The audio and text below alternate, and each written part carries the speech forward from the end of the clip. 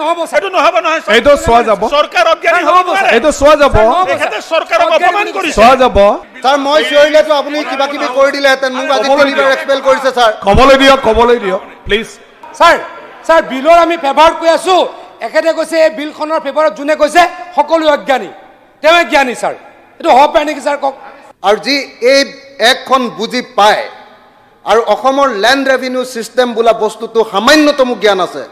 তেখেতসকলে কেতিয়াও এখন সাধাৰণ বিল বুলি কেতিয়াও ক'ব নোৱাৰে ইয়াত অজ্ঞানী শব্দটো যদি পায় উঠাই দিয়ক স্যার অজ্ঞানী বুলি যদি কৈছে আছে মই কৈছো জ্ঞান নাই মানে অজ্ঞানী জ্ঞান নাই মানে অজ্ঞানী প্লিজ অনারেবল আপোনাৰকৈ বহুত আগলৈ বেছি লেভেল দিব মানে এইটো অট্টহাস্য বিধানসভাত কৰিব পাৰে নেকি কৰা নাই কৈ থাকক বিধানসভাত যদি অট্টহাস্য কৰিব পাৰে ময়ো কৰোঁ তেওঁৰ জ্ঞান নাই হ'ব মই ক'লো এক্সপানশন হ'ব যি শব্দ আছে ঠিক আছে আপুনি কওক এতিয়া বিলৰ ওপৰত স্যাৰ ইমান দেৰি মই ক'লে মানে মই কেইবাৰ এক্সপেল হ'লোহেঁতেন আপুনি অনলি বিলটো স্যাৰ মই কিমানবাৰ এক্সপেল হ'লোহেঁতেন আৰে আপনি হৰণৰ বিপদে পৰিচালিত কৰি আছে তেওঁটো চূড়ান্ত সাম্প্ৰদায়িক উজনি অসমত জাতীয়তাবাদৰ কথা ক'ব নামনিত গৈ পিনি মিয়াবাদৰ কথা ক'ব এমেণ্ডমেণ্টটো কম নে নহয় এনে আপোনাৰ এই বিলৰ ওপৰত ক'বলগীয়া কি আছে আমি একেবাৰতে পাছ কৰি যাম মানে মোৰ এমেণ্ডমেণ্ট পইণ্টছটো ক'লেই হ'ল এমেণ্ডমেণ্ট মোক কৰিব নালাগে এমেণ্ডমেণ্ট ক্লজ বাই ক্লজ কৰোঁতে আপুনি ক'লেই হ'ল মানে কিবাটো মানে এতিয়া ক্লজ বাই ক্লজ কম নে অকল ভাষণটো ক্লজ বাই ক্লজত আৰু আমি ভাষণ নাৰাখোঁ আৰু ডাইৰেক্ট আপোনাৰ উইলিংনেছ উঠাই লয় না মুভ কৰে না মই ক্লজ বাই ক্লজো কৈ যাম এতিয়া না আপুনি যি কয় আপোনাৰ ক'বলগীয়াখিনি এতিয়াই কৈ লওক মই ভাবোঁ যে যদিও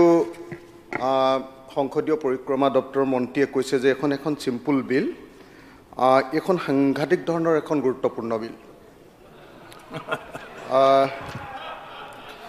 কাৰণ টোপনিৰ পৰা উঠি আহিছে ধৰিব পৰা নাই কৈ থাকক বেলেগৰ শুনিব নালাগে নিজৰটো কোৱা নহয় অধ্যক্ষ মহোদয় মানে এইটো অট্টহাস্য বিধানসভাত কৰিব পাৰে নেকি কৰা নাই কৈ থাকক বিধানসভাত যদি অট্টহাস্য কৰিব পাৰে ময়ো কৰোঁ মই চিৰিয়াছ বিষয় এটা কৈ আছো অধ্যক্ষ ডাঙৰীয়া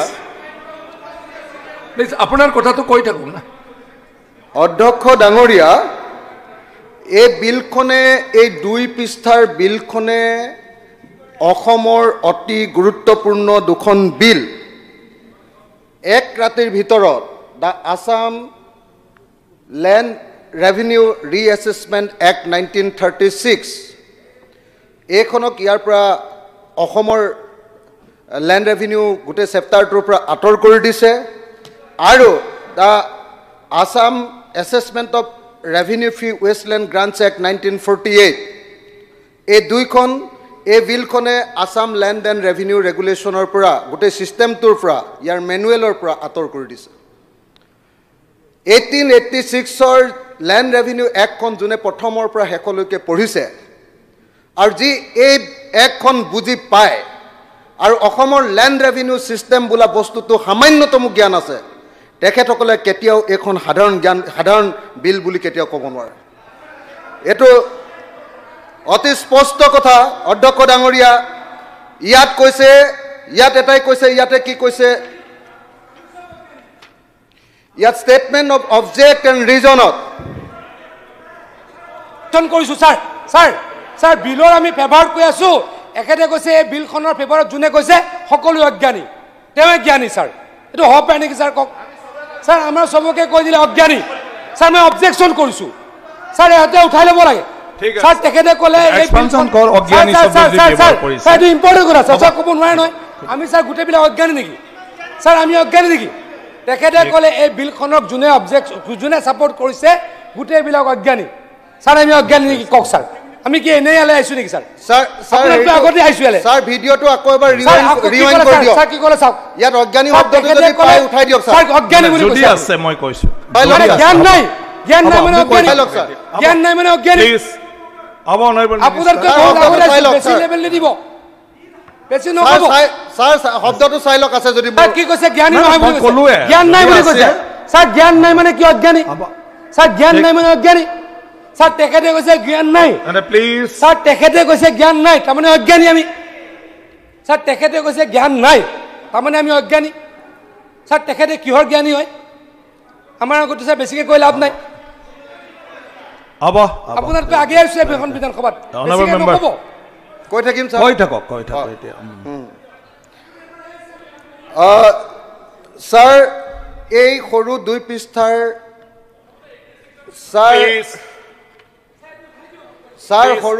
ছাৰ এই সৰু 2 পৃষ্ঠাৰ এমেণ্ডমেণ্টটোৱে দুখন ঐতিহাসিক এক্টক নাকচ কৰি দিছে অথচ এই দুখন ঐতিহাসিক এক্টে কোৱা যিবিলাক কথা যে খাজনা নিৰ্ধাৰণৰ পদ্ধতি কি হ'ব তাৰ কোনো ব্যৱস্থা ইয়াতে ৰখা হোৱা নাই যদি কোনোবাই কয় ৰুলত আহিলে মানে আমি কোনো লেজিসলেটৰে হেতু চাবলৈ নাপাওঁ কিন্তু এইকেইখনত একদম লেজিসলেটৰে চাব পৰাকৈ ইয়াত এক্ট আছে ইয়াত অতি স্পষ্টভাৱে অসমৰ মাটিৰ খাজনা কেনেকুৱা হ'ব লাগে সেই কথাটো স্পষ্টভাৱে ছাৰ লিখা আছে ৰুলটো পিছত আহে আপুনি নাজানে নেকি এটাই নিয়ম ছাৰ মই চিঞৰিলেতো আপুনি কিবা কিবি কৰি দিলেহেঁতেন মোক আজি তিনিবাৰ এক্সপেল কৰিছে ছাৰ ক'বলৈ দিয়ক প্লিজ ক'বলৈ দিয়ক